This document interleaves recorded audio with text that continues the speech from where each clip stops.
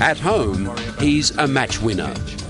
Edged and gone. But swing bowling is hard to export, and James Anderson knows the journey down under can make a seamer struggle. When the ball won't bend, these days he doesn't panic. Yeah, I think it's taken a while to get to that position.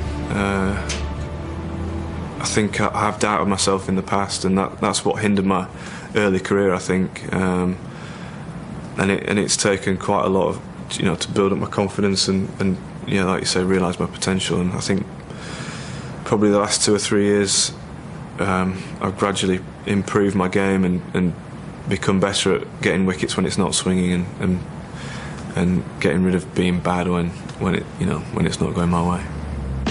Anderson first appeared for his country in Australia as a one-day player in 2002, and during that series earned a World Cup place by conceding just 12 runs off one 10-over spell.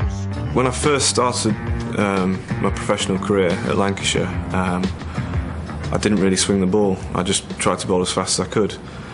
And it worked to an extent, but then my coach there got hold of me and tried to teach me how to swing it, and it came reasonably naturally to me at about 18. Oh yes, that has got to be out. The 2005 Ashes celebrations are a reference point for most stories about this England team.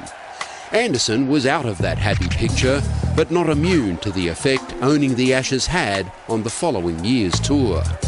Obviously there was a lot of expectation after 2005, was winning the Ashes back after so many years. But then after 2005 we didn't quite maintain that level of form.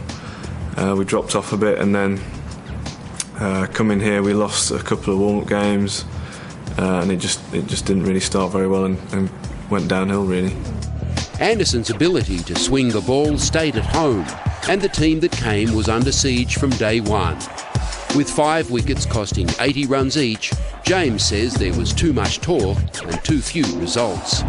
Before we actually left England, it was built up to be this huge series. We're going to have press in our faces all the time, and when we got here it actually wasn't as bad as we thought, and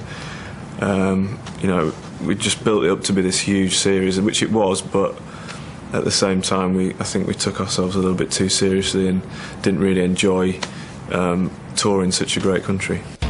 James's confidence has risen with that of his team. Edge straight to Graham Swan.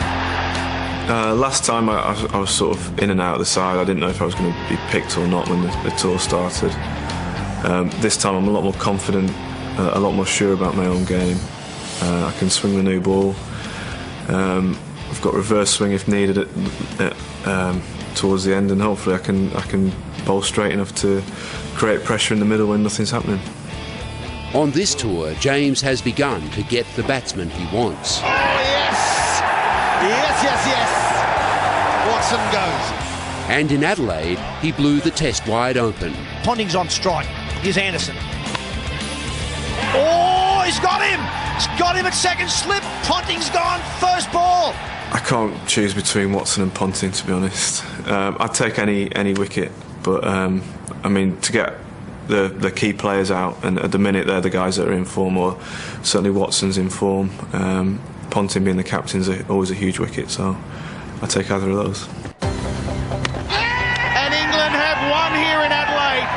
But there's a long way to go, and accepting that nothing they do at home counts for anything here is a big reason why England are leading this series.